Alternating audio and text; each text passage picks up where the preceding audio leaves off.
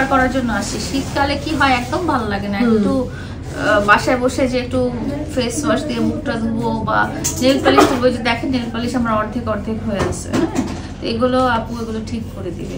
এই জন্যই পার্লারে আসা। আমরা দেখা যায় যে অনেক ঘরের ভিতরেও যারা আছে হাউস ওয়াইফ, তারা অনেক কাজে ব্যস্ত, ঘর গোছানো, বাচ্চা কাচ্চা দেখা, রান্না বান্না করা, এসব নিয়ে ব্যস্ত। যারা বাইরে কাজ করে তারা বাইরের কাজ নিয়ে ব্যস্ত, কিন্তু নিজেকে সময় দেওয়ার মতো টাইম বের করতে পারে না।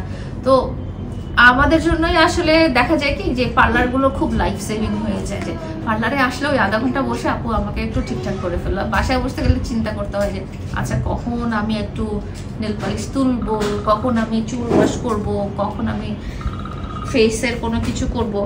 তো এগুলো মানে এই নিজেকে প্যাম্পার করার জন্য আসলে পার্লারে আসা। তো পার্লারের আপনারা ডেকোরেশন দেখে বুঝতেই পারছেন যে পার্লার ডেকোরেশনটা কত আরামদায়ক, মানে আসলেই একটা ভালো ফিলিংস হয়ে যায়।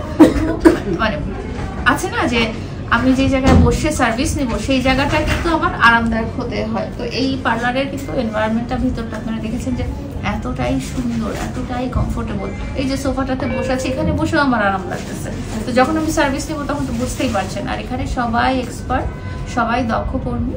তো আমি আশা করব যারা উত্তরাতে আছেন তারা তো আসবেনই, ইভেন ঢাকার অন্যান্য জায়গা থেকেও। আমার ক্লায়েন্ট